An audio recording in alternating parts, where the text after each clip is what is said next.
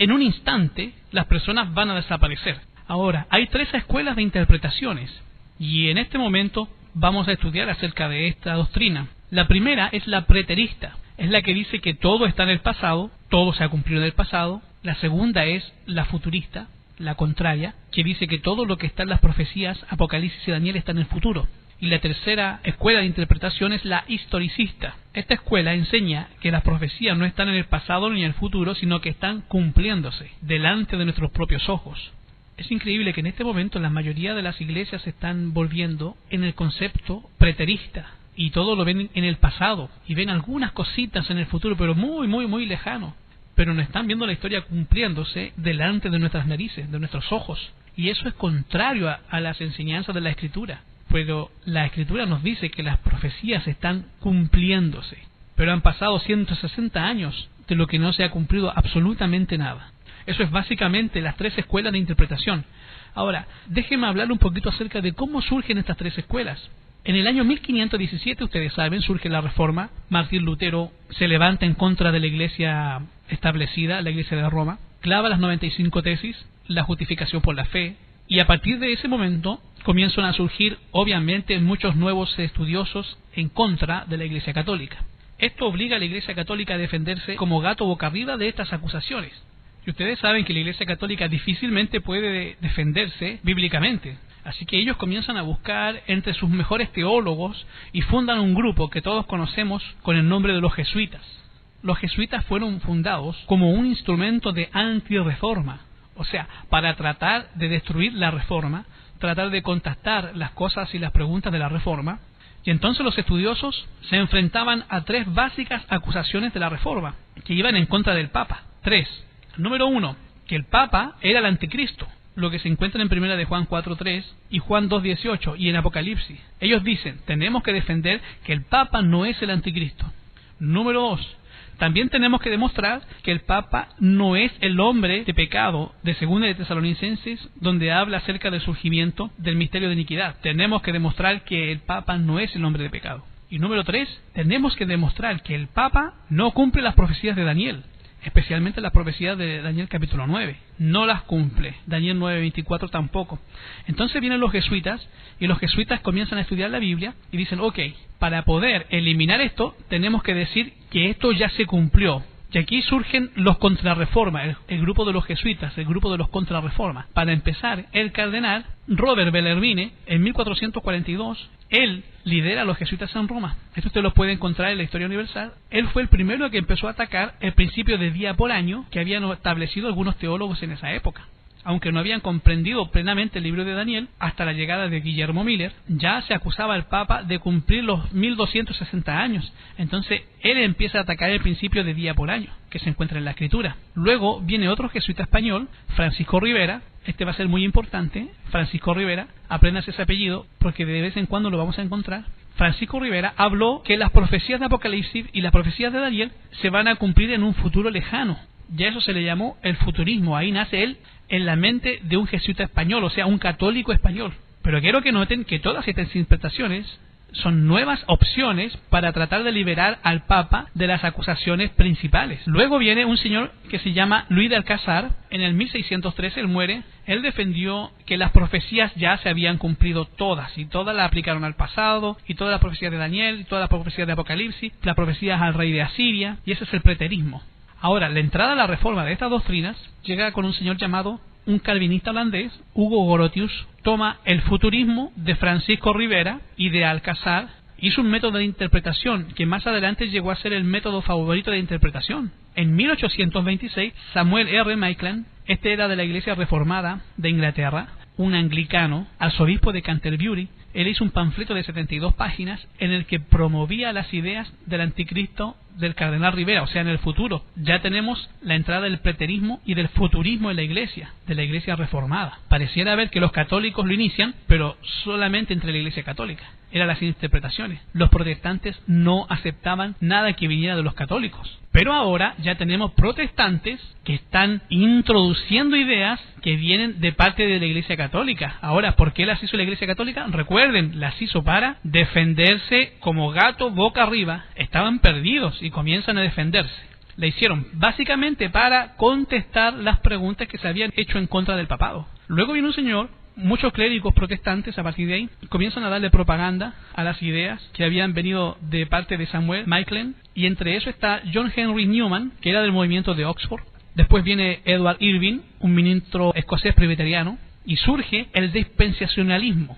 Esto es bien importante de que ustedes vean cuándo surge el dispensacionalismo. Esas ideas quedan sembradas en el siglo XVIII, y al llegar al siglo XIX surge un movimiento muy importante en Estados Unidos. En 1818 hubo un campesino de Estados Unidos llamado Guillermo Miller, o William Miller. Yo no sé si ustedes saben quién es Guillermo Miller. Guillermo Miller comenzó a estudiar la Biblia y saben que extendió el libro de Daniel. ¿Por qué lo entendió? Porque era el tiempo de entenderlo. Empieza a aplicar las profecías del cuerno pequeño del papado, habla acerca de las bestias, cómo se levantan, y llega a la conclusión de que el Padre está a punto de aparecer en las nubes con gran poder y gloria.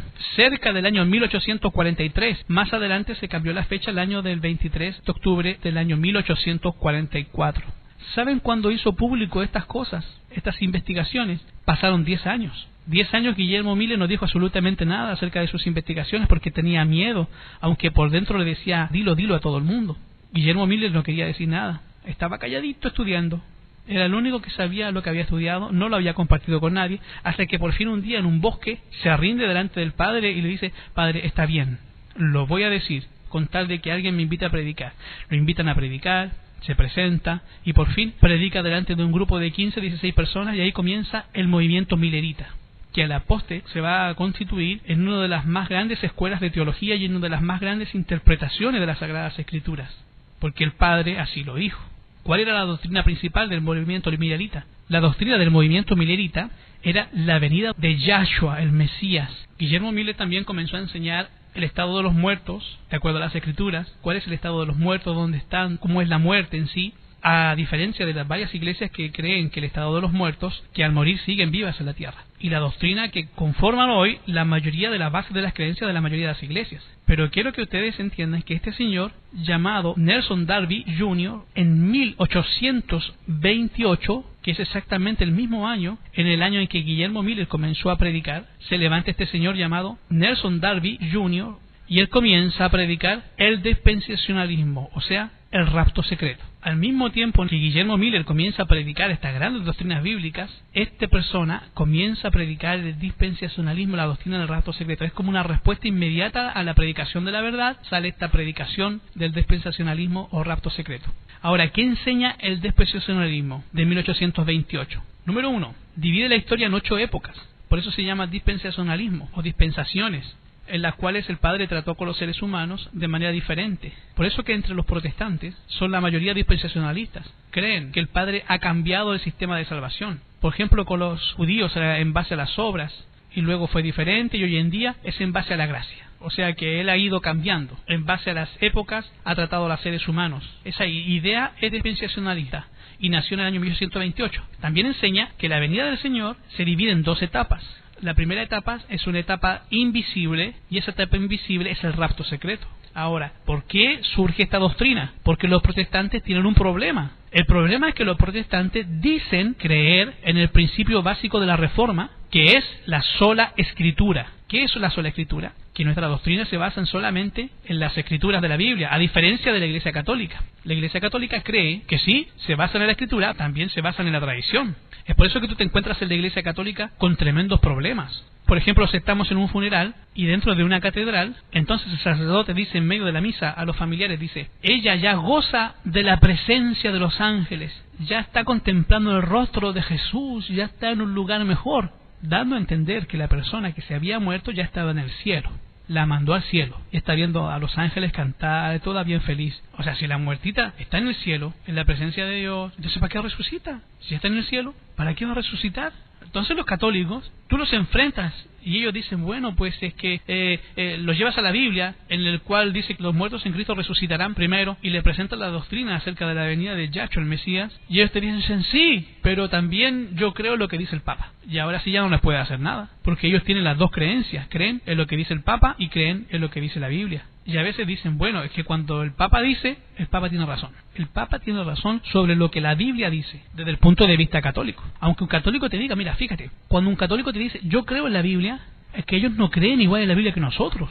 Nosotros creemos que la Biblia es la fuente absoluta de la verdad. Y un católico no cree eso. Un católico cree que la Biblia es fuente de verdad, pero que también la Iglesia es fuente absoluta de la verdad. Y es ahí donde tenemos el problema. Porque muy constantemente la Iglesia Católica está en contra de lo que dice este libro, la Biblia. Y ahora, en las iglesias evangélicas pasa exactamente lo mismo. Todos los hermanos protestantes, los hermanos evangélicos de diferentes denominaciones, tú les presentas las verdades con las Escrituras, pero te dicen, pero mi pastor dice otra cosa, y yo creo lo que dice mi pastor. ¿Te fijas que es muy parecido a lo que está sucediendo hoy en día? Entonces, surge la figura de los protestantes. Los protestantes no tienen al Papa, ellos tienen la Biblia. Y los encontramos con que los protestantes creen una serie de cosas que los católicos inventaron. Cosas, por ejemplo, cuando una persona se muere, se va al cielo directamente. Creen en el infierno, todo eso lo creen. Y tiene una serie de creencias que no están en la Biblia y sin embargo las creen. Y entonces tú los confrontas. Y ellos tienen el problema de que no tienen un papa para que les diga lo que deben creer. Ellos dicen que creen en la sola escritura, pero cuando tú les presentas la escritura y cuando se enfrentan a la sana escritura tienen problemas. Entonces, ¿qué hacen? Surgen las explicaciones especiales, como el despreciacionalismo y especialmente el rapto secreto, que es una serie de doctrinas que les da la satisfacción y les da cabina de entender. Hay una resurrección, pero la persona se muere y se va al espíritu, sale Gasparín y se va al cielo. Se va volando al cielo, es un espíritu descarnado. No tiene carne, pero entonces necesita, el día que nuestro Salvador, nuestro Maestro regresa, tiene que volver a entrar en su carne. Y es por eso que resucitan. ¿Para qué? Para encarnarse en sus cuerpos glorificados. Y eso es lo que enseña la doctrina del rapto secreto. Por eso tiene que ser secreta. Ahora voy a explicar un poquito cómo es que funciona. Ellos dicen que la primera venida del Maestro, la segunda venida tiene dos etapas. La primera es invisible y la segunda obviamente es la sección visible. Ahora la primera venida de nuestro Salvador termina exactamente el paréntesis que vino cuando el pueblo de Israel, desde el punto de vista de ellos, el pueblo de Israel deberá de haber aceptado a Yahshua como su rey y su Mesías. Entonces él habrá establecido el reino. Y las profecías de Isaías y todas las profecías que están relativas al reino de Yahshua se van a cumplir. Pero como el pueblo de Israel no aceptó, entonces se aseveró un paréntesis en la historia. Estamos viviendo en medio de ese paréntesis de la historia. Entonces Israel tiene que aceptar a Yahshua para que entonces se cumplan las profecías relativas al reino de Yahshua. Y Yahshua tiene que establecer un reino y ellos lo explican cómo funciona. Entonces viene este rapto secreto que ocurre en forma invisible. Y en ese momento comienzan 7 años de tribulación. Y aquí es donde empieza la revolución y las cosas medias raras que empiezan a ocurrir. 7 años de tribulación. En esos 7 años de tribulación, los que no fueron raptados son puestos a prueba. Hay un grupo de personas a los cuales se los pone para que se pongan la marca de la bestia. Y si no se ponen la máscara de la bestia es porque ellos van a ser muertos.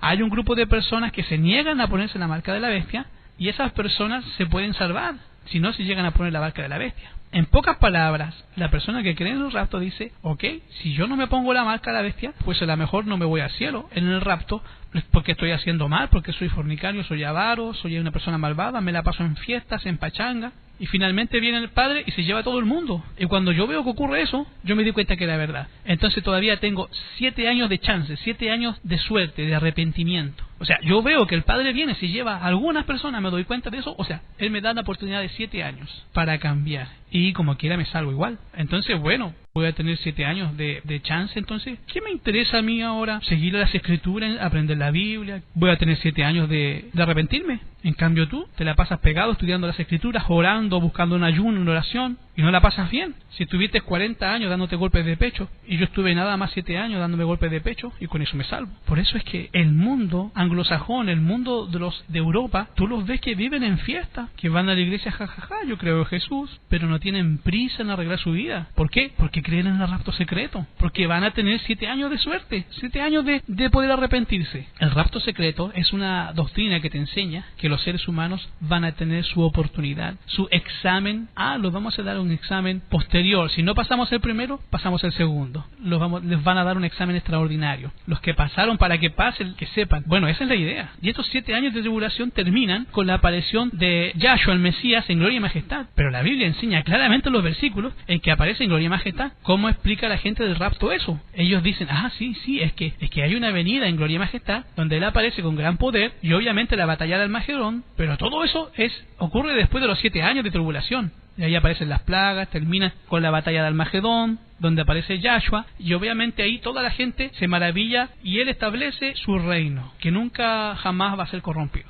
Ahora ese reino lo establece para todo mundo lo va a aceptar. Entonces tú dices, ¿qué le va a pasar a los injustos? Ellos dicen, bueno, es que los justos van a estar con sus cuerpos transformados y los pecadores van a estar con sus cuerpos carnales, viviendo así, enfermos y con problemas. Y durante todos esos 1000 años van a estar así 1000 años y Satanás va a estar atado, va a estar encerrado, y al final de los 1000 años entonces se va a levantar el juicio y se le va a dar a Satanás un poco de tiempo y viene la batalla de Og y Magog y con eso se acaba todo. Eso es básicamente la doctrina que ellos presentan. Ahora, Jesús establece su reino de paz de 1000 años en la tierra, con el centro Israel mismo. Por eso es que ellos han establecido esto muy importante. Ellos son los dos gurús, o los dos principales dirigentes del rapto secreto. En la revista Newsweek, los señores Tim LaHaye, Jerry James, esos dos señores hicieron un libro que se llama Left Behind, que se han hecho varias ediciones de ese libro, o Dejado Atrás. Algunos libros que ellos escribieron están a un lado, nadie los tomó en cuenta, pero estos libros del rapto secreto, de la película incluso llamada Left Behind o Dejado Atrás, se vendieron 62 millones de copias. Para que ustedes tengan una idea, esto quiere decir de que 1 de cada 8 estadounidenses ha leído el libro Left Behind. 1 de cada 8, para que tengas una comparación. 2 de cada 8 de este país, a eso les ganan, ¿verdad?, han leído. Eso quiere decir que los que han leído los libros de Harry Potter están más interesados en satanismo y brujería que en la segunda venida del Mesías.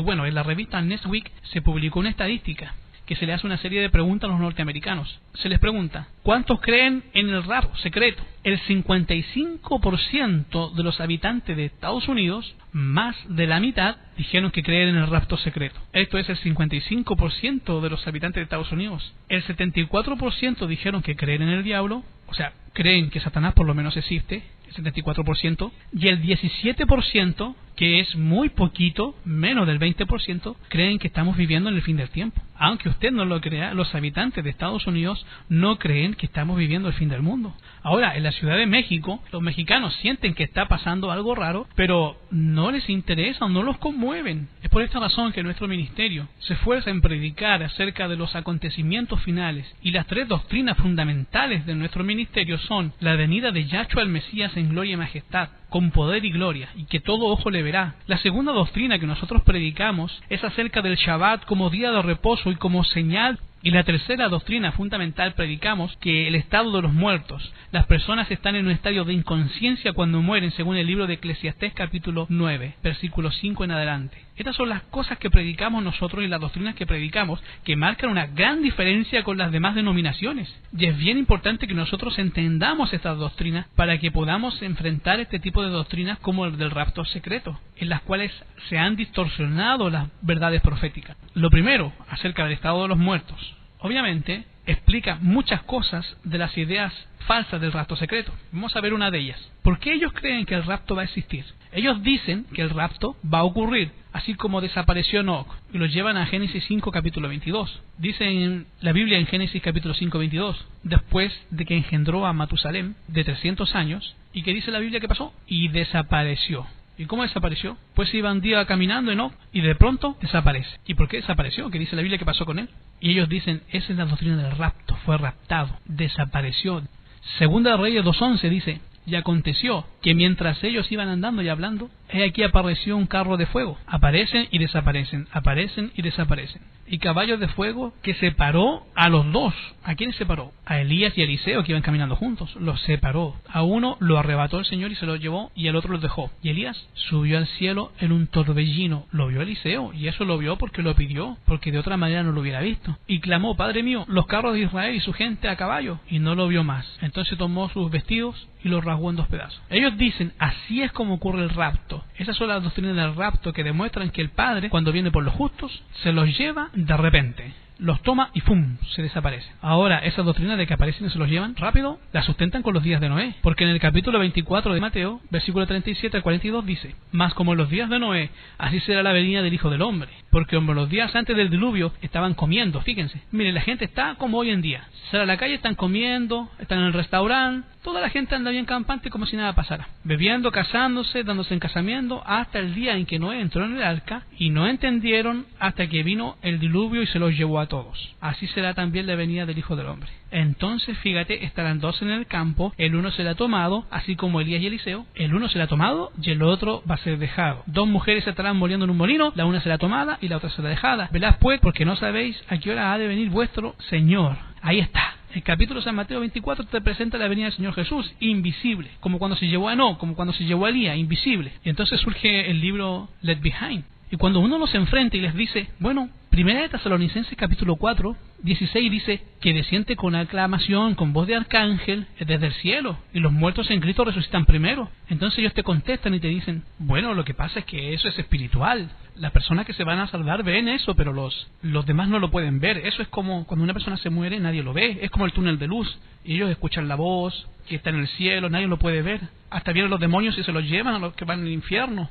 Y ellos nomás se dan cuenta. Y dicen que estas personas se despiertan en la escena viendo a Yahshua en gloria. Y luego dice la Biblia, nosotros seremos arrebatados. Y aparece la palabra arrebatados. La palabra arrebatados los ciega totalmente. Y solamente pueden ver lo que se ha presentado. Entonces el problema aquí es la doctrina del estado de los muertos. Si ellos entendieran que los muertos no están en el cielo, ni tampoco están en la tierra, entonces se darían cuenta cómo funciona este asunto. La idea de que esto tiene que ocurrir espiritualmente se ha presentado. Y esta película es una gráfica de lo que es el premilenialismo. Solamente son arrebatados aquellos que están para pasar por lo que es el tiempo de tribulación de 7 años. Ya voy a hablar acerca del tiempo de tribulación de 7 años. Es curioso que ellos han encontrado ese tiempo de tribulación, y ese tiempo de tribulación existe. Pero nosotros tenemos una manera diferente, más elevada según las escrituras de entenderlo. Esos 7 años de tribulación, nosotros creemos que los justos van a pasar por la tribulación. Ellos no, ellos piensan que los justos son arrebatados precisamente para no pasar por la tribulación. Ahora hay una serie de cosas que encontramos aquí. Obviamente pasan esos 7 años, en esos 7 años se trata de imponer la marca de la bestia, y todo eso termina con la última plaga, que está en Apocalipsis 16 al final, que es la batalla de Armagedón. Eso es básicamente las primeras partes de la doctrina del premilenialismo. Ya después de eso del milenio, ellos lo explican de otra manera. Pero el asunto aquí está sentado sobre el asunto de la resurrección. ¿Cuáles son los acontecimientos básicos? ¿Cómo los presenta la Escritura? ¿Qué está ocurriendo en este momento? ¿Dónde está Jesús? ¿Qué está haciendo? ¿Qué cosa hay en el cielo? ¿Están los justos en el cielo? ¿No están en el cielo? Todas esas doctrinas están precisamente torcidas. Las 3 doctrinas básicas que nosotros predicamos las han torcido. Y esto ha traído gran problema con la doctrina del rapto secreto. Es bien importante que nosotros entendamos, para empezar, cuál es el estado de los muertos, tal y como lo enseña la Escritura. Para eso vamos a ver algunos versículos que nosotros ya no sabemos de memoria, y el primero está en Eclesiastés. Eclesiastés capítulo 12, versículo 7, que te explica básicamente lo que es la muerte. Eclesiastés 12:7 lo conocemos. Dice, el polvo vuelve a la tierra como era, y el espíritu, el soplo, regresa a Dios que lo dio. Y cuando ellos leen eso, ellos dicen, ahí está, ese espíritu, ese es el espíritu del ser humano que está dentro, y ese espíritu regresa a Dios y se va al cielo, y allá Dios lo tiene. Bueno, ¿y qué dirías si ese espíritu lo tienen todos los seres vivientes? Cuando te vas al libro de Génesis y ves lo que pasó en el tiempo del fin, vas a encontrar todo lo que tenía aliento en su vida, todo lo que tenía espíritu de la boca del aliento, fueron destruidos en el diluvio. Ahora, interesante que Eclesiastés capítulo 9, versículo 5, te dice, te informa que las personas que están muertas no tienen la más mínima idea de lo que está ocurriendo a su alrededor. Mira lo que dice ahí. Porque los que viven saben que han de morir, pero los muertos que dice la Biblia, nada saben, no tienen más paga, su memoria es puesta en olvido. Versículo 6, también su amor, su odio, su envidia desaparecieron ya, no tienen más parte de todo lo que se hace debajo del sol. Eclesiastés te deja bien claro que una persona que se muere está inconsciente, y la palabra inconsciente quiere decir no sabe lo que está ocurriendo. Bueno, es que andan todos así distraídos, no tienen idea. No, están pensando.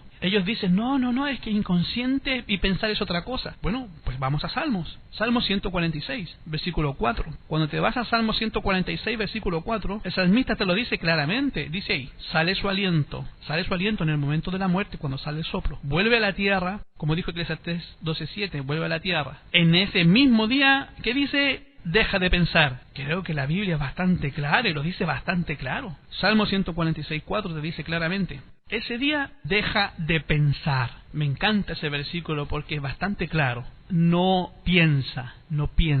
Es que no piensa, no tiene razonamiento, no se da cuenta de nada. No tiene capacidad de raciocinio, no tiene conciencia, no piensa. Ahora bien, Yahshua dijo que la muerte era como un sueño. Está dormido, como cuando tú te vas a dormir. Y si nosotros vemos el Evangelio Juan capítulo 11, versículo 11, ahí dice acerca del que estaba muerto: Lázaro, nuestro amigo, ¿cómo está? Está dormido, mas voy a ¿qué? A despertarlo del sueño. Ahora noten, cuando ustedes los enfrentan, estas personas, hablando de estos textos, de los que duermen, ellos dicen: los que duermen son los que están en Cristo Jesús. Sus cuerpos están dormidos, pero sus espíritus están vivos. Y dice nuevamente, no piensan, no tienen ni idea de lo que está ocurriendo. Y dice el capítulo 11, versículo 11. Dicho esto, les dice: Lázaro, nuestro amigo, ¿cómo está? Duerme. ¿Pero voy a qué? ¿Va a despertarlo del sueño? Y ellos pensaron que estaba hablando del sueño, de dormir. Les dijo: no, claramente, Lázaro está bien muerto. Él no está consciente. ¿De qué estamos hablando acerca de la resurrección? Para eso vamos a ir al texto famoso de la resurrección, que se encuentra en 1 Tesalonicenses 4, 13 al 16.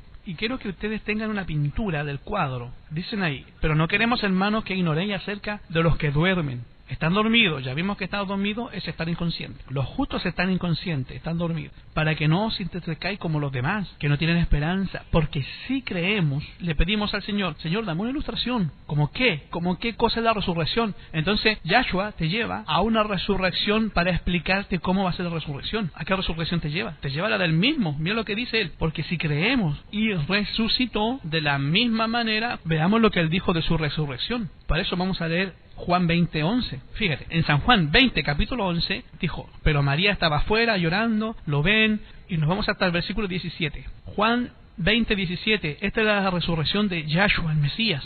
1 Tesalonicenses 4, 3 nos llevó a la resurrección de Yahshua. Así como Yahshua resucitó, iban a resucitar los hijos de Yahweh. Bueno, ¿cómo fue la resurrección? Nos vamos entonces a San Juan 20, capítulo 17. No me toques. ¿Por qué causa, motivo, razón no debes tocarme? Porque todavía no he subido al Padre. ¿Cuánto tiempo tenía Yahshua muerto? Tenía 3 días. Entonces, ¿dónde estaba? ¿Estaba con el Padre o no estaba con el Padre? ¿Qué pasa cuando una persona se muere del punto de vista de ellos? Se muere y se va ¿a dónde? Al cielo. No estaba en el cielo. Entonces, ¿dónde estaba? Él dijo: no he subido a mi Padre. Entonces, si así es la cosa, mira, entonces ve y dile a mis hermanos: subo a mi Padre, a vuestro Padre, a mi Dios y a vuestro Dios. Dile, apenas voy. La Biblia no me habla nunca de una venida invisible, nunca. La Biblia solamente me habla de una aparición, que nosotros, los que estemos vivos, los que permanezcamos hasta el día en que el Mesías aparezca, no precederemos a los que durmieron. Con voz, ¿cómo va a ser la voz? Voz de mando, con voz de arcángel, con trompeta de... Y pregunto, ¿cuál es el instrumento más escandaloso que hay? Hace poco ya lo tuvimos nosotros viendo a través de todo el mundo, cómo esas trompetas que sonaban allá en Sudáfrica en el Mundial de Fútbol, la gente se quejaba del ruido, resultaron ser los sudafricanos los más bulliciosos de todo. Una trompeta es el instrumento más bullicioso que hay. Ese es el más escandaloso. Además, hasta lo usaban para anunciar cuando llegaban los enemigos. Sonaba la trompeta para que todo el mundo lo oyera. Mira, tan escandaloso es que le tienen que poner en una sordina a algunos. Y por eso dice: con voz de arcángel, con trompeta de Dios descenderá del cielo. ¿Y qué va a ocurrir entonces? Los muertos en Cristo resucitan primero. Por eso dice: no seremos delanteros, no precederemos a los que durmieron. No preceder quiere decir que no nos vamos primero, todos juntos. Esto es bien importante, todos juntos. Ellos tampoco son delanteros a nosotros. No precederemos. Entonces nosotros, los que estemos vivos, los que permanezcamos, seremos arrebatados juntamente con ellos, y así estaremos para siempre con Él. ¿Qué dijo Yahshua en Juan 14:1? Fíjense en la promesa del regreso del Mesías. En San Juan 14, del 1 al 3, dice: no se turbe vuestro corazón, crean también en mí. Y mira lo que dice: en la casa de mi Padre, allá en el tercer cielo, que es donde Él vive, nosotros tenemos 3 cielos. Tenemos el cielo, que es la atmósfera, el segundo cielo, que serían las galaxias, estrellas, y el tercer cielo, que es donde Yahweh vive, que hay que pasar por la constelación de Orión, y hay que irse hacia el norte, en el planeta ya capital, el monte de Sión, Armoed, donde Él habita, el centro del universo. Ahí dice: en la casa de mi Padre, allá en el universo, en el espacio, hay muchos planetas de los cuales ustedes van a poder vivir. Hay mucho lugar. Lo que sobra en el cielo es un lugar para vivir. Hay mucha tierra, hay muchos mundos, hay muchos planetas. Pero mira lo que Él nos informa. Es bien importante que entendamos lo que Él dijo: en la casa de mi Padre muchos lugares hay donde vivir. Pero ¿voy a qué voy? A preparar lugar. Esto es bien importante. Y cuando me vaya y tenga listo el lugar, entonces ¿qué voy a hacer? A vivir para siempre con Él. Ahora, fíjense en la contradicción. Quiero que ustedes lo vean con toda su belleza. La idea de todos los cristianos, y cristianos entre comillas, es cuando una persona se muere, en ese mismo momento se va ¿a dónde? Pero ellos dicen que la aparición invisible es hasta el rapto. Ahora, ¿cuándo Jesús dijo que iba a venir? Cuando tuviera ¿qué? Preparada la casa. Entonces, Jesús ya tuvo lista la casa antes porque ya se la llevó. Desde el punto de vista de ellos, si Jesús ya se lo llevó, si ya se la llevó es porque ya tenía el lugar para ellos. Entonces Él es un mentiroso, por lo que Yahshua dijo claramente que hasta que tuviera listo el lugar, entonces ¿qué iba a hacer? Vendré otra vez. Y aparentemente Yahshua dijo, voy a preparar lugar, estoy preparando lugar. Cuando tenga listas las visas y pasaportes, entonces yo voy a venir. ¿Para qué? Para que donde yo estoy, donde yo vivo, ustedes ¿qué cosa? También puedan vivir. Pero mira, la idea es, están en el cielo ya. Esa es la idea que presentan ellos.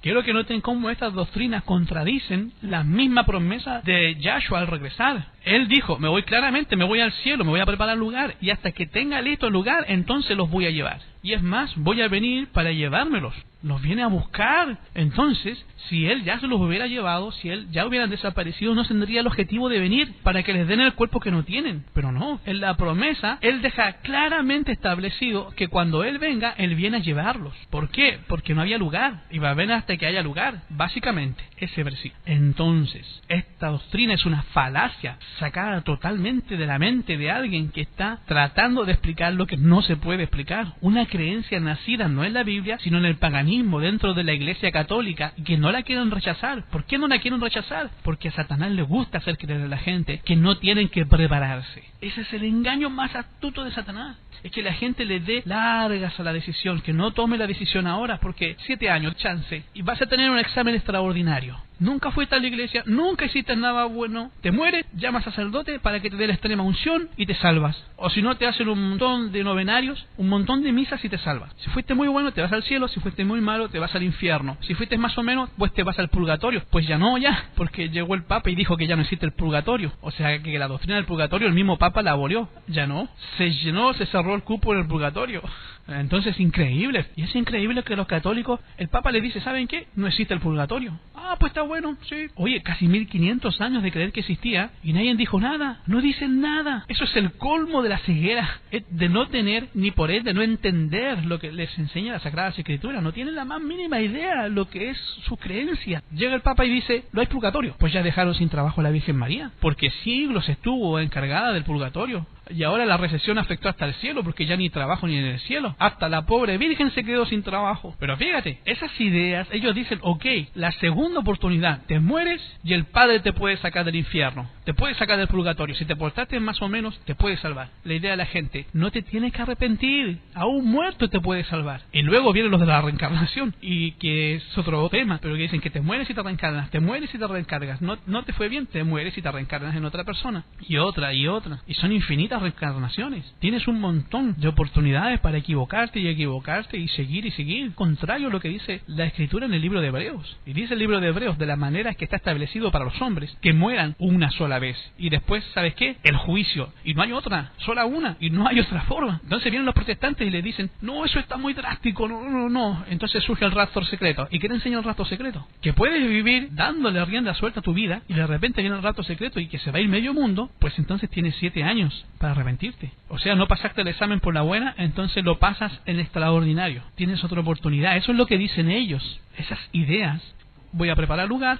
Hasta que tenga listo el lugar, no se va nadie. Por eso es que no hay nadie en el cielo, están todos dormidos, esperando a que esté listo el lugar. Cuando esté listo el lugar, cuando esté lista las visas y pasaportes, entonces voy a venir. No habla nada de que va a venir primero invisible, luego voy a venir. No, dice nada de eso. Dice que va a volver. La razón por la cual regreso es para que donde yo vivo, ustedes también puedan estar. Y luego dice una vez más, vamos a verlo así completo. No queremos, hermanos, que ignoren acerca de los que duermen. Ya vimos que estar dormido equivale a estar inconsciente. Los que duermen, para que no se pongan tristes como los que no tienen esperanza, porque si creemos que Jesús murió murió y resucitó, así también traerá Dios con ellos a los que durmieron en Jesús. Por esto decimos en palabra del Señor, que nosotros los que hemos vivido, que los que permanecemos hasta la venida del Señor, no seremos delanteros a los que durmieron, porque el mismo Señor, con voz de arcángel, con trompeta de Dios, descenderá del cielo, y entonces los muertos en Cristo, ¿qué cosa? Resucitarán primero. Luego nosotros, los que hayamos quedado, seremos arrebatados juntamente con ellos en las nubes para recibir al Señor en el aire, y así estaremos siempre con el Señor. Ya vimos lo que dijo el caso de María. Nos vamos adelante. Mateo 24. ¿Cómo se puede explicar el problema del uno se le ha tomado y el otro se le ha dejado? Bueno, es una forma de decir que hay personas que pueden estar trabajando juntos en un mismo negocio y uno acepta a Jesús y el otro no. Es una forma de referirse a personas que pueden vivir vecinos en una casa a un lado de la otra y un vecino se salva y el otro no. O marido y mujer pueden estar dormidos en el mismo techo y ¿sabes qué? Uno se va a salvar y el otro no se va a salvar. Pero la salvación te la explica, es una figura de decirte, es una ilustración de decirte cómo hay personas que aceptan el Evangelio y otras no lo aceptan. Como el trigo y la cizaña, como los cabritos y las ovejas, es igual. Mira cómo lo explica Mateo 24, 8 al 31. Todas estas cosas serán principios de dolores, entonces os entregarán para ser afligidos, y os matarán, y seréis aborrecidos toda la gente por causa de mi nombre. Muchos entonces se entregarán unos a otros, los unos a otros se van a aborrecer, muchos falsos profetas se levantarán y engañarán a muchos. Quiero que notes, el Señor Jesús te va narrando los eventos paso a paso, paso a paso. Él nunca habla de una aparición invisible. Por haberse multiplicado la maldad de muchos se enfriará. El que persevere hasta el fin, este será salvo. Y será predicado el Evangelio del Reino en todo el mundo. Repito, el que persevere, ¿hasta cuándo? Hasta el fin. Tienes que pasar por todo eso y tienes que perseverar hasta el fin para ser salvo. Y luego, ¿qué dice ahí? Y será predicado el Evangelio del Reino por testimonio a todos los gentiles. ¿Quién va a predicar? Si fueron arrebatados los justos, será predicado el Evangelio del Reino por testimonio a todos los gentiles, y entonces, y hasta entonces, y hasta ese momento, vendrá ¿qué cosa? El fin. Por tanto, cuando viene la abominación del asolamiento, que fue dicha por Daniel el profeta, el que está en el lugar santo, el que le entienda, los que están en Judea, huyan a los montes, el que está sobre el terrado no descienda a tomar algo de su casa, y el que está en el campo no vuelva atrás a tomar sus vestidos, mas hay de las preñadas y de las que crían en aquellos días, orad, porque vuestra huida, ¿con quién está hablando? Infórmenme, por favor, ¿con quién está hablando Jesús? Pues con sus discípulos. Jesús les dice a sus discípulos, tú Pedro, tú Juan, si te toca hasta el día o hasta ese día, tú vas a tener que huir. Y si vas a tener que huir, ¿por qué? Porque te están persiguiendo, y te están persiguiendo, entonces estás en tribulación. Entonces, ¿quién pasa por tribulación? Los discípulos, el pueblo de Dios va a tener que huir. Nosotros, la tribulación es para el pueblo de Dios. Vuestra vida no sea en invierno ni en sábado, porque entonces habrá grande aflicción, estoy en el versículo 21, cual no fue desde el principio del mundo hasta ahora ni será, y si aquellos días no fuesen acortados, ninguna carne será salva, sino por causa de ¿quién? Otra vez, de los escogidos. Pero ellos dicen que los escogidos ya están en el cielo, ya se los llevó. ¿Para qué entonces tienen que ser acortados esos días? Es que ellos te dicen, no, pero es que son los que están en la tierra. Otra vez los mismos. Entonces aquellos días serán acortados. Entonces si alguno dijere, mirad, aquí está el Cristo, porque se levantarán falsos cristos, falsos profetas, harán señales y prodigios, de tal manera que engañarán, aún si fuere posible, a los escogidos. Otra vez más, ¿a quiénes tratan de engañar? A los escogidos. Ya se los he explicado antes. Y si dijeren, en el desierto está, no lo creáis, porque como el relámpago que sale del oriente y se muestra hasta el occidente, así también será la venida del Hijo del Hombre. ¿Qué quiere decir eso? Pues que todo el mundo lo va a ver. ¿Por qué? Porque el rayo sale de un lado y termina en el otro. ¿Y por qué todo el mundo lo ve? Déjame explicarte. La venida de Yahshua va a ocurrir aproximadamente en 7 días.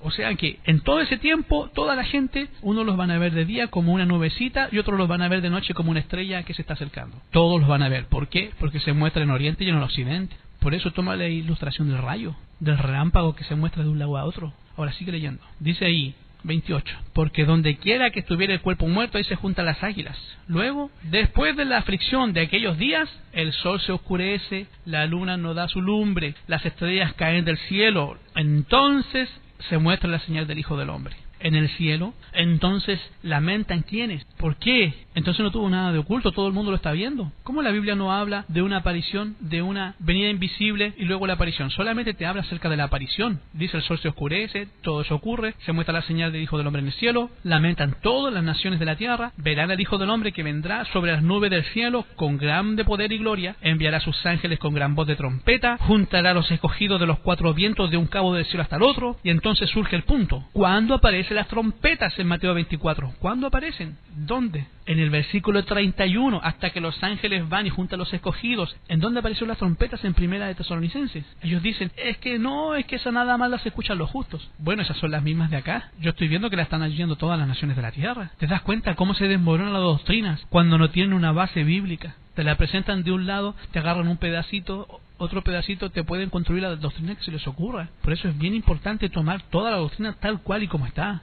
Las escrituras completas tal cual como están. Allá en Primera de Tesalonicenses me aparecen las trompetas. Nada más las oyen los justos, dicen ellos. Pero aquí Jesús está diciendo que se lamentan todas las naciones de la tierra. Eso quiere decir que todos lo ven y todos lo oyen. Eso todo el mundo lo ve, todo el mundo lo oye. Mateo 24, 30 a 31. Entonces se mostrará la señal del Hijo del Hombre. Entonces lamentarán todas las tribus de la tierra. ¿Cuántos se lamentan? Todas las tribus de la tierra. Quiero que pongan esa atención. Ellos me dijeron que en Primera de Tesalonicenses esas trompetas nada más los oyeron los justos.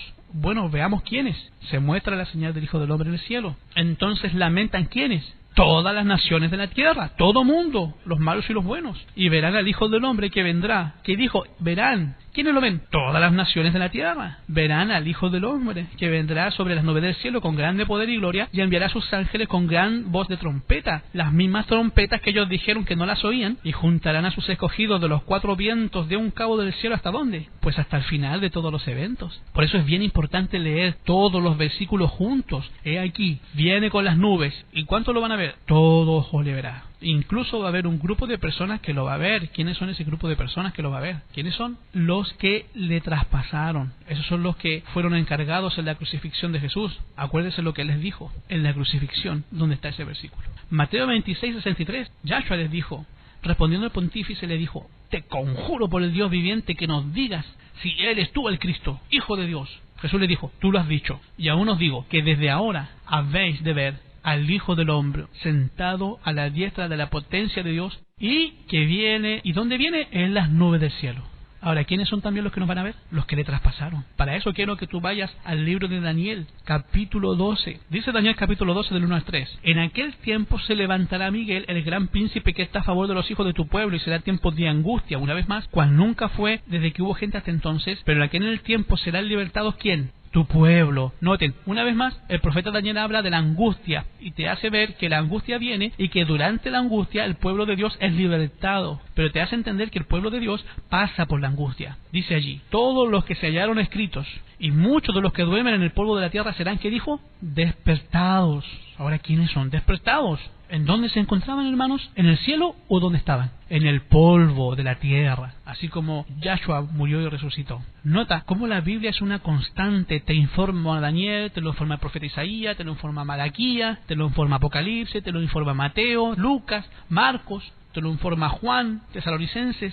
Todos te dicen lo mismo. ¿Por qué? Porque son inspirados por el Espíritu Santo. Hay una unión, una conexión de unos con otros. ¿Qué te dice ahí? Unos, ¿qué van a hacer? Van a ser despertados para vida eterna. Y hay otros grupos que van a ser despertados, ¿para qué? Para vergüenza y confusión. ¿Quiénes son los que van a ser despertados para vergüenza y confusión perpetuo cuando el Padre venga a buscarnos? Los que le traspasaron. Eso también lo dijo así, ¿cierto? He aquí que viene con las nubes, Apocalipsis 1:7. Y aquí que viene con las nubes y todo ojo le verá. ¿Y quiénes lo van a ver también? Los que le traspasaron. ¿Qué dijo Daniel? Unos para vida eterna y hay otro grupo que despierta para vergüenza y confusión perpetua. Y los entendidos, ¿qué va a pasar con los entendidos? Resplandecerán como el resplandor los que tienen la justicia, y la justicia como estrellas para perpetua eternidad. Aquí nos habla de un evento que cuando Él venga, que es la glorificación. Lo informa en 1 Corintios capítulo 15. Mira lo que dijo. He aquí, les explico un misterio. Todos ciertamente no dormiremos, pero todos vamos a ser, ¿cómo? Transformados en un momento, en un abrir y cerrar de ojos, al final de la final trompeta. Otra vez más, otra vez la trompeta. ¿Cuándo suena la trompeta? Cuando Él aparece. Las trompetas aparecen cuando Yahshua aparece. A la final trompeta, que será tocada la trompeta y los muertos serán levantados, ¿cómo? Sin corrupción. Y nosotros, ¿qué va a pasar con nosotros los que estemos vivos? Seremos transformados. En un momento, en un abrir y cerrar de ojos a la final trompeta. 1 Corintios 15, 51 y 52. Todos estos versículos nos hacen entender que Yahshua viene a las nubes del cielo, y de hecho Daniel 11 y todo eso los vamos a leer. Dice, como el libro de Isaías, se ha despertado y nuestro Padre nos salvará, y todos saben que el Señor Jesús viene en gloria y majestad. Jesús viene, no hay venida invisible, los muertos en Cristo que están dormidos, no están en el cielo, resucitan primero. Y juntos, los que resucitan, en el momento de resucitar, ya son transformados. Y los que están vivos en un abrir y cerrar de ojos son transformados a la final trompeta. Y entonces los ángeles son enviados, tal como te lo presenta en la Escritura, son arrebatados a las nubes de los cielos para recibir al Señor en el aire, para estar para siempre con Él. ¿Por qué? Porque Él ya terminó toda su obra en el cielo. Ya es tiempo de alimentar al pueblo, ya hay lugar para ellos en el cielo, Él viene por ellos para llevárselos. Eso es básicamente la doctrina tal y como la presenta la Biblia, como la presentamos nosotros. La otra simplemente es una confusión. Ahora viene el asunto de los 7 años de tribulación. ¿Están equivocados en los 7 años de tribulación? ¿Saben qué? La Biblia nos presenta periodos de tiempo de tribulación. No nos dice exactamente cuántos. Sabemos que va a haber tribulación en diferentes versículos. En Mateo, capítulo 24, Yahshua nos informa que justamente antes de la predicación, hay una persecución que todavía no ha ocurrido. Quiero que entiendan. Ubíquense en ese periodo de tiempo. Yahshua nos presenta ese periodo de tribulación. Y todas estas cosas son el principio de la tribulación, del dolor. Él no nos dice cuánto dura, no nos informa cuánto dura esa tribulación. Os entregarán para ser afligidos. ¿Para qué? Para ser atribulados, para ser afligidos. A esa tribulación se le llama la tribulación previa, o el tiempo de angustia previo, o el pequeño tiempo de angustia, o se le llama el final del zarandeo, como tú le quieras llamar. Es un periodo de tiempo terrible, que ocurre justamente antes que se predique el Evangelio. Mira lo que dice: seréis aborrecidos, entonces os entregarán para ser afligidos, y os matarán, y seréis aborrecidos por todas las gentes. En el idioma original se refiere a todas las naciones. Y ahora quiero hacerte una referencia acerca de esto que tienes que entender. Quiero que les entre bien en la cabeza esto, porque esto es muy importante. Queridos hermanos, ha habido muchas persecuciones sobre el cristianismo. Muchas persecuciones. Pero ustedes díganme una persecución que haya sido mundial. Había persecución en Europa, pero en América habían indios. Entonces lo estaban persiguiendo a los cristianos. Díganme ustedes una persecución que haya sido mundial. Nunca ha habido una persecución mundial. Esas persecuciones mundiales nunca han existido. Nunca ha habido una persecución mundial. Y sin embargo, Yahshua predijo una persecución mundial. Y quiero que ustedes noten que todavía hay gracia. De hecho, después de esa persecución mundial, se predica el Evangelio. Lee lo que dice ahí. Os entregarán para ser afligidos, y os matarán, y seréis aborrecidos por todas las naciones por causa de mi nombre. Y muchos entonces serán escandalizados, se entregarán unos a otros se aborrecerán, muchos falsos profetas se levantarán y engañarán a muchos. Quiero que noten, si ustedes pueden ver, muchos me dicen, es que eso está en el pasado. No puede estar en el pasado porque esa persecución mundial no ha venido. Así que eso tiene que estar en el futuro. No ha venido esa persecución mundial, tiene que estar en el futuro. Y entonces si está en el futuro, véelo como futuro. Y por haberse multiplicado la maldad del amor de muchos, se enfriará, más el que persevera hasta el fin, ese será salvo. Y entonces, esa persona que persevera se entrega al Señor. Es el tiempo de angustia previo, se consagra. Y ahí se aplica Mateo 24:14, que dice: y será predicado el Evangelio del reino por testimonio a todos los gentiles. Y entonces se acaba la gracia. Ahí está un tiempo de angustia previo. ¿Cuánto dura? ¿Quién sabe? No nos ha dicho nada. Él dijo que venía, no dijo cuándo viene. Él nada más dijo, hay una angustia previa que termina con la predicación del Evangelio. Ahora, ¿qué cosa es la predicación del Evangelio? Métetelo bien en la cabeza. Mira, no está en alguna iglesia pentecostal, luterana, anglicana, adventista, bautista, mormona. No está en una iglesia. El pueblo de Yahweh no está en una iglesia. Lo que tú estás viendo ahora son las iglesias visibles, lo que tú puedes ver, diferentes denominaciones, pero no son ni todos los que están. Desgraciadamente, que ni uno de cada 20 pertenece al pueblo de Dios. De los que están registrados, están listos para enfrentarse a los eventos finales. Eso quiere decir que si en una iglesia son 100, no hay ni 5 que están preparados. Así de crítica está la cosa. ¿En dónde está el pueblo de Dios? Dijo Yahshua en la Biblia: tengo muchas ovejas en otros rediles, a las cuales me conviene llamar. Hay una profecía en Apocalipsis 18. Es el ángel que ilumina toda la tierra con su gloria. Y el ángel viene y le dice a todas las naciones: salid de ella, ¿qué cosa? Pueblo mío. Entonces, ¿dónde está el pueblo? está fuera de la iglesia, está en Babilonia, pero siguen siendo el pueblo de Dios. La mayoría del pueblo de Dios, tal y como dice el libro de Apocalipsis 18, no han pisado siquiera una iglesia y son pueblo de Dios. O sea, hay un montón de hijos en la iglesia católica, hay mucha gente que es el pueblo de Dios, hay mucha gente que está en unas iglesias pentecostales y también es del pueblo. Hay gente que está en los mormones, luteranos, anglicanos, testigos de Jehová, adventistas, bautistas. En todas esas denominaciones hay gente que es del pueblo de Dios, pero no es que sean todos. Y aunque las demás iglesias son todas iglesias caídas, adventistas, bautistas, luteranos, anglicanos, testigos de Jehová, mormones, budistas, musulmanes, todo eso, hay muchísimas personas que son del pueblo de Dios. Todavía no han escuchado la voz del Señor Jesús. Por eso viene el fuerte pregón. El fuerte pregón es: y será predicado el evangelio del reino por testimonio a todos los gentiles. Entienden que tenemos la verdad, entonces salen de sus movimientos, salen de sus iglesias caídas, salen de esas iglesias satánicas, abandonan esos movimientos, y aún así tenemos un esparcimiento del pueblo santo. El pueblo santo, la verdadera iglesia del Padre, está esparcida. Esta iglesia que nosotros conocemos hoy día como construcción con carteles de diferentes denominaciones, no es el pueblo de Dios por el momento. ¿Entendiste lo que dije? Las iglesias no son el pueblo de Dios por las gentes, lo van a hacer por la doctrina que lleven. No, si fuera por la gente, metamos un montón de personas y no es por la gente, es por su doctrina. Por eso es el pueblo de Dios, por la doctrina pura y verdadera que llevan. Esas personas, las que tienen esa doctrina verdadera, según las Escrituras, son el pueblo de Dios. Pero cuando escuchan la verdad, oyen mi voz, mis ovejas oyen mi voz. ¿Y qué dicen? Y la conocen y salen. Abandonan los falsos rediles, abandonan los falsos pastores a los cuales han estado siguiendo y escuchan la voz de Jesús y salen, y ahora tenemos el redil, ahora sí lo tenemos, el rebaño. ¿Los otros qué pasó? El amor de muchos se enfriará, unos a otros se entregarán, todo el mundo se va yendo, pero el que persevere de ese grupito, el que persevere, el que se mantenga, ese se va a salvar. Y ya tenemos al pueblo de Dios juntos. Entonces ahí puede venir el tiempo del fin, se acaba la gracia, porque ya tenemos al pueblo listo. Ahí está el pueblo. Ok, el pueblo de Dios, ahora sí está el pueblo de Dios.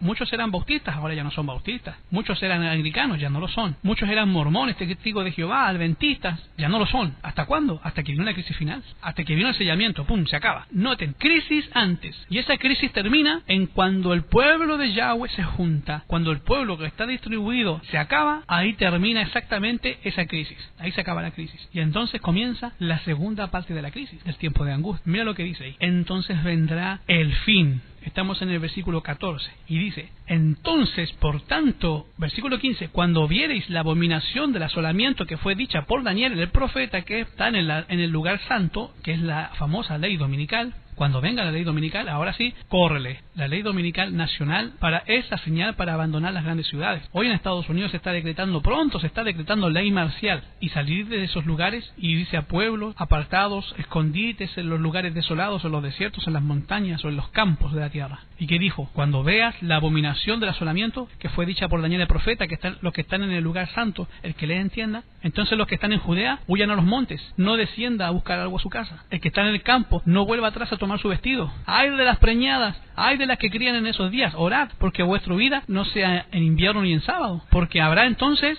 la grande aflicción. La otra fue la pequeña. ¿Esta qué cosa es? La grande. Ahora no sabemos cuánto dura la pequeña, tampoco sabemos cuánto dura la grande, pero hay un periodo de tiempo de aflicción previo y posterior. Ahora el profeta Daniel, de acuerdo a la gente del rapto secreto, ellos interpretan que son 7 años.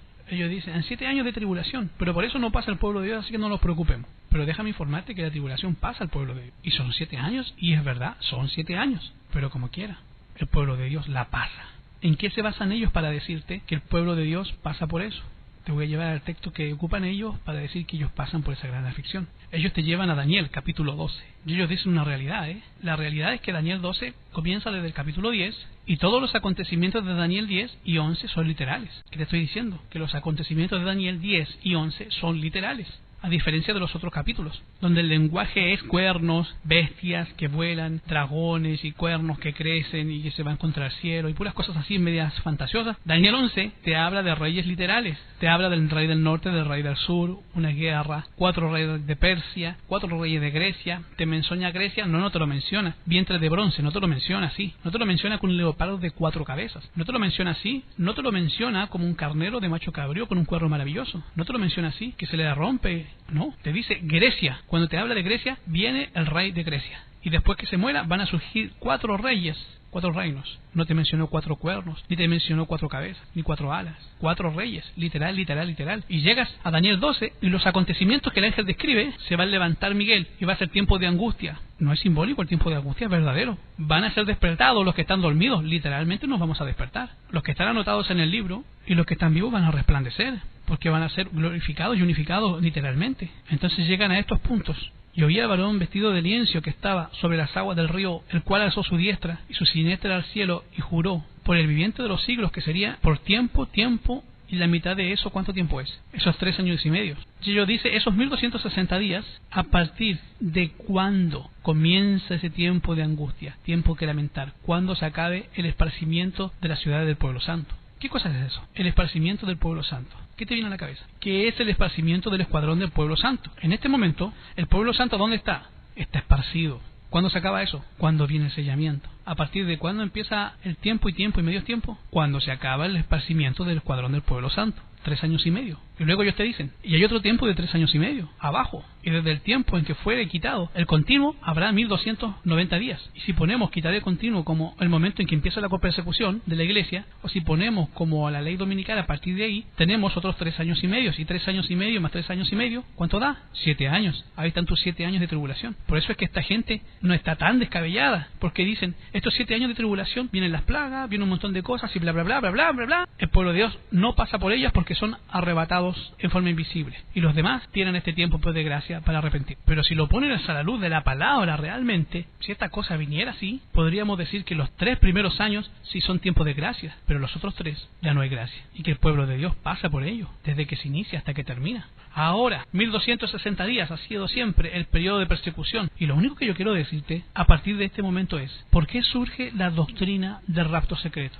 La doctrina del rapto secreto surge como una respuesta de las iglesias protestantes a los estudios de la palabra verdadera. ¿Y cuándo surgió? En 1828, como una idea alternativa y no creada por el Padre, para que los seres humanos entiendan los eventos finales de una manera distorsionada. ¿Y en dónde está el éxito de Satanás? El éxito de Satanás no está en contarte mentiras, sino que en contarte muchas cosas que son verdad, revueltas con cosas que son mentiras.